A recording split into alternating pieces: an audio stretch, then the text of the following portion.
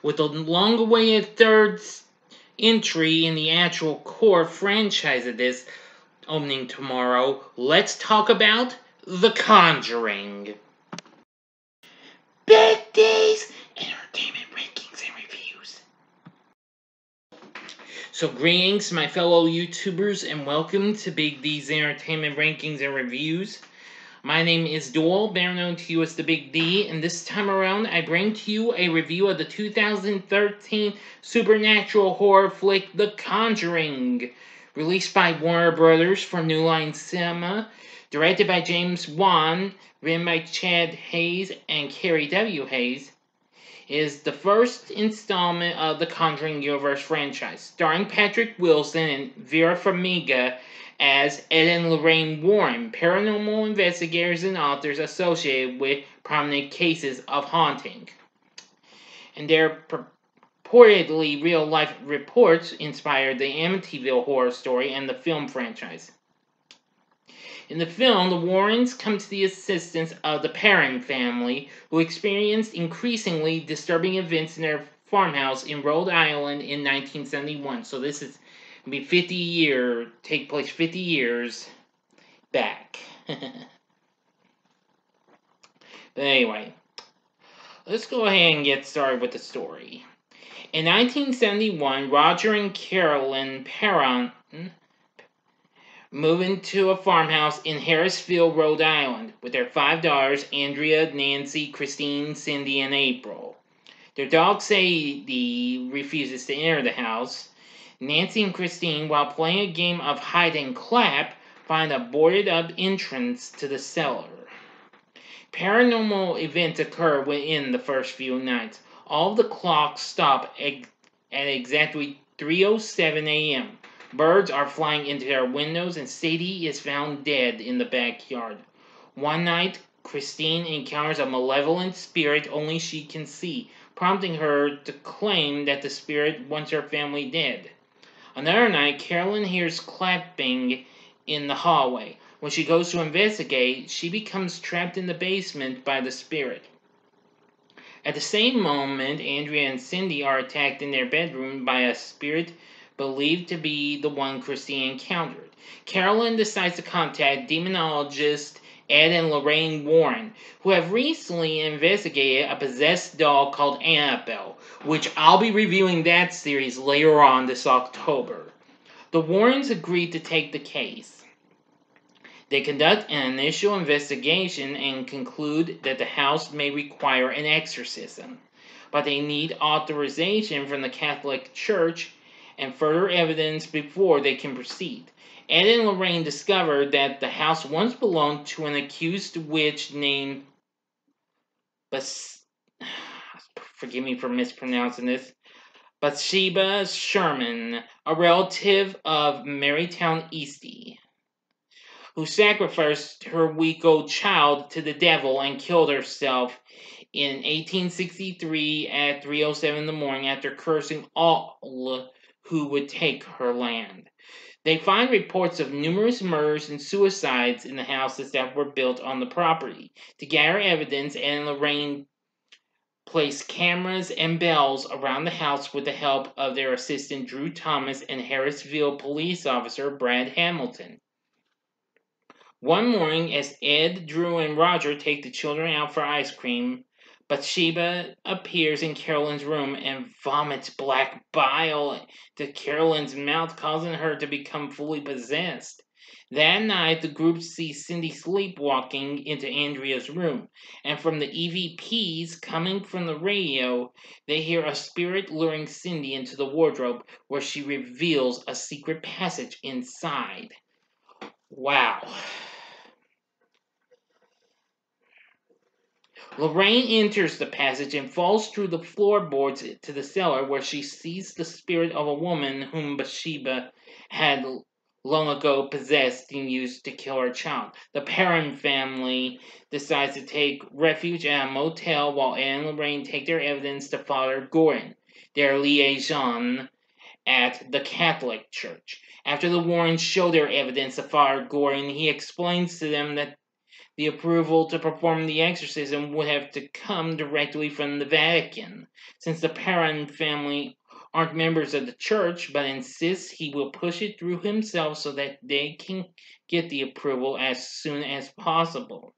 The Warrens' daughter Judy is attacked in their own home by Bathsheba utilizing Annabelle. Though Ed and Lorraine arrive in time to save her, Carolyn, now possessed by Bathsheba, takes Christine and April back to the house. Alright, now to the final act and ending. You know the procedure. You have 5 seconds to sub this video. Go to the description box below and fast forward to the time below. If you've seen the movie already, please continue on. Here we go.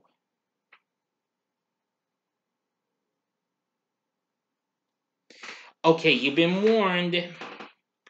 Ed, Lorraine, and Brad find Carolyn in the cellar trying to stab Christine, with Roger and Drew preventing her from doing so.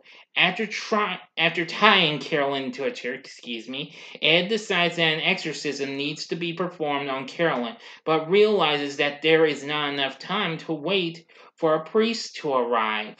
Ed decides to perform the exorcism himself, and the process is attacked by Bathsheba. Though Carolyn escapes and attempts to kill April, Lorraine is able to distract Carolyn from killing her daughter by reminding her of a special memory she shared with her family, allowing Ed to complete the exorcism, saving Carolyn and April and lifting Bathsheba's curse forever. Returning home, Lorraine tells Ed that they had been left a message saying that they had gained approval from the Vatican to perform the exorcism. They also have another case to investigate on Long Island. Before leaving, Ed adds a music box from the parents' house to a collection of items he and Lorraine have saved from past cases. It inexplicably opens and plays music. End of story, my friends. So, what did I think of The Conjuring? Well, while I turned this movie down because I wasn't really getting into much of a new horror lately, I've just been to more classic. But after everybody's been talking about this movie, I finally got into this after I watched a couple of the Annabelle movies, the second one, Annabelle Creation, and the recent Annabelle Comes Home. After that, it got me convinced. I decided to give the dice a roll and give it a shot. So in 2019, as you may recall, in a pickup vid I did, I bought a double feature set containing both the first Conjuring and its sequel, The Conjuring 2, which came out 3 years later after this. Anyway, and I was impressed with them. The film actually did pretty well. Against its $20 million budget, the film went on to make $319 million worldwide. Everybody really enjoyed this.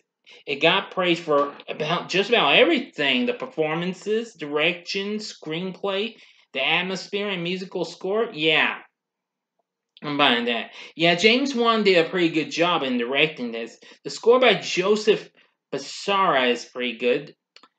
And I did like the atmosphere. I like how films take place long ago, even before I was even born, because I was an 80s kid. This took place in the 70s.